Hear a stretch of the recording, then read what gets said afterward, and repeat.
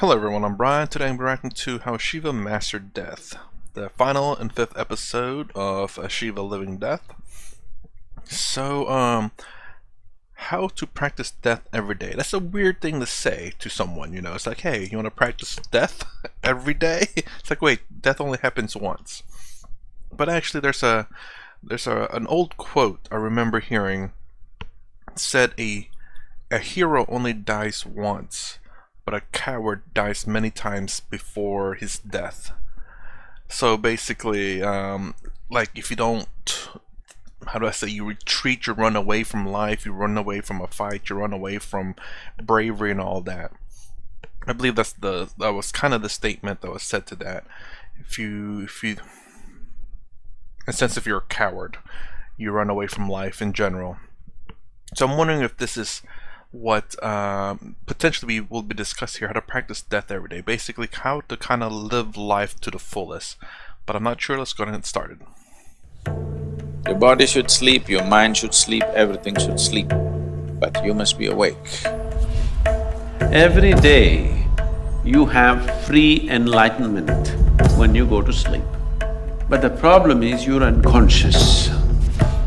You master your mortality if you just manage to stay awake when you slip into sleep.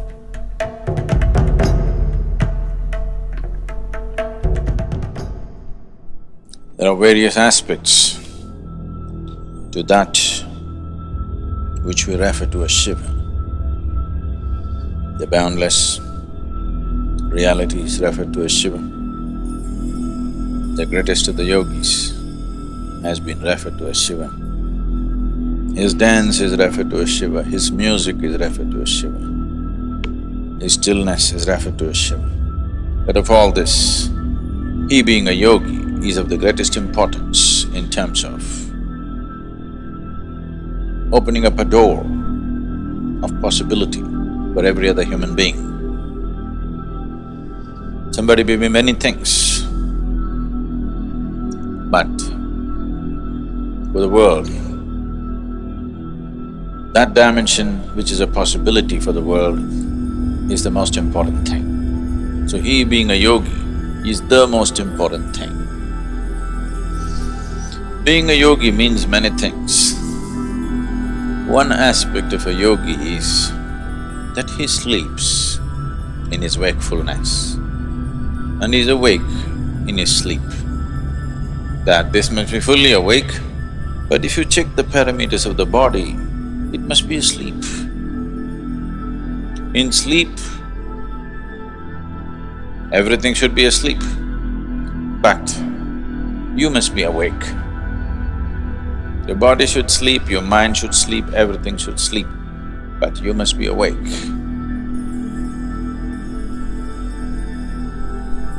When you… Sorry, let me… Your body should be asleep, your mind should be asleep, everything should be asleep, but you must be awake. How I am interpreting that as essentially your karma, your bhakti, your jnana must be asleep, so that essentially your thoughts are blank, your actions are blank, and your emotions are blank for you to be in this meditative state of awareness, or to have this great sense of awareness. Otherwise, you're being distracted by your actions, by your emotions, or by your thoughts. And in order for you to not be distracted by those things, they must be silenced or asleep. That's how I'm interpreting that. When you fast asleep, you are in perfect tune with the existence, one with the existence, isn't it? Nature has given you this. If you've forgotten every day when you go to sleep, it makes you one with the existence. In the same sense of unity, if you can wake up and walk around, you made it, isn't it? Every day you have free enlightenment when you go to sleep. But the problem is you're unconscious. So the sadhana essentially is just this, that from wakefulness when you go to sleep,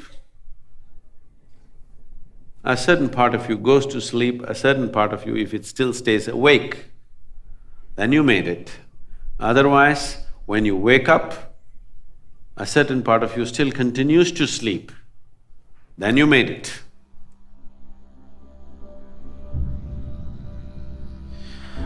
If you are awake and fast asleep at the same time, you are asleep and awake at the same time, this is called Turiya. If you are in a state of Turiya, we say you are a Mrutyunjay. That means you are deathless. Because if you can be awake in your sleep, you will also be awake when you have to shed the body. So there is no question of death for such a person. Because Sorry. I think that's the first time I've heard Sadhguru say Turiya. life and death are happening at the same time. It is only the ignorant who think, right now I am alive and one day I will die. No, both are happening at the same time. They are not two different things actually. Only for the sake of understanding, we have to divide them. Otherwise, it's just life and life. One dimension of life and another dimension of life.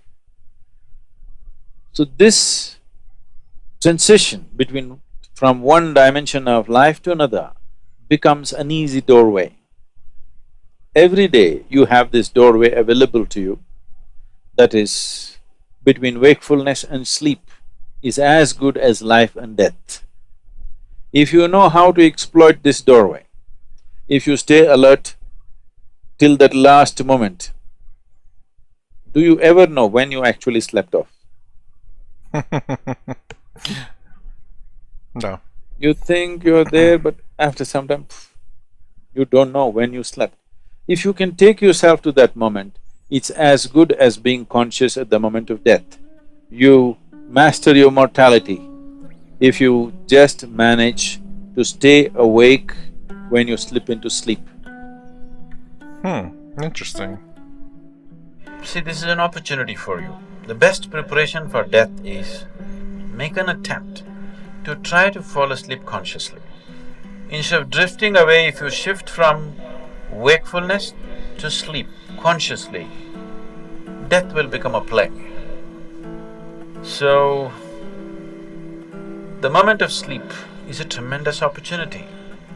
If you sleep in a certain way, tomorrow morning when you wake up, you can be significantly one notch up.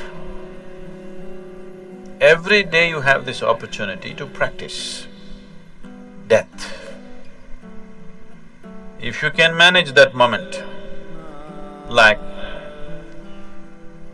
you can do this consciously, right? Just like that, from wakefulness to sleep.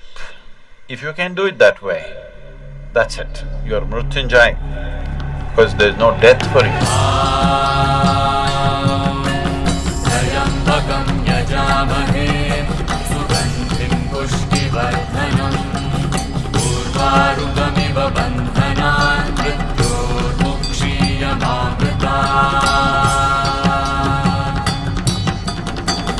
Okay.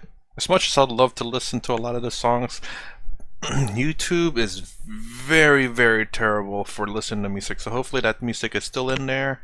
I don't know, we'll have to find out whenever I upload it to YouTube, whether to get flagged, striked, or whatever. But I was kind of wrong about what I was stated earlier, about to live, well, not completely wrong. It's a way to master your life. I guess what I gathered from this and what he said was basically once you're able to stay conscious in your sleep, you've mastered death, because when you're aware of your true self through Turiya, then because Turiya is not something that is of the material realm, it is pure consciousness, then shedding this body will not mean the end of you. This body is a mere materialistic object in this world. Your true self, the Turiya, continues to live on. However,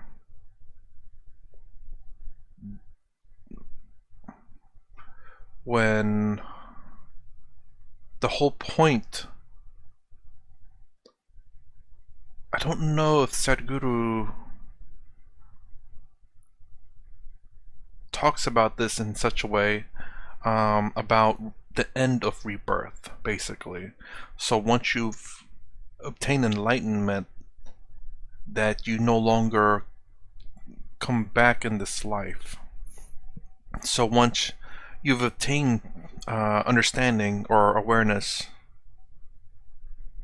your Turiya will not be reborn into this world. It'll merge back into the greater consciousness. So in a sense, is it the Jiva? I can't remember the false you, the false identity of you will be gone, basically. Who you think you are right now, the accumulation of memories will be gone. Your true self, the ultimate consciousness, or the pure consciousness, you'll just merge back into it. But your false accumulations of memories of who you thought you were will not. It can't anyway, because it is part of the physical body, which will die eventually. I know Sadhguru said that he has been reborn a few times, so rebirth does happen, but I don't know if he's ever explained how to end rebirth. I know he's talked about, I think he's talked about moksha, I believe, if that's the correct word I'm using, by the way.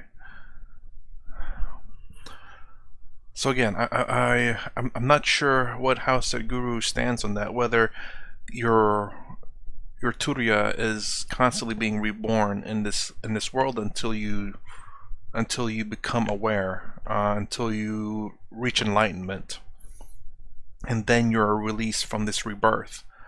I'm not too sure, don't remember him saying anything about that. So anyways, that's the end of this series, How Shiva Mastered Death. If you like my content, please consider subscribing, thumbs up, thumbs down below. Thanks for watching. I'll see you in the next vid.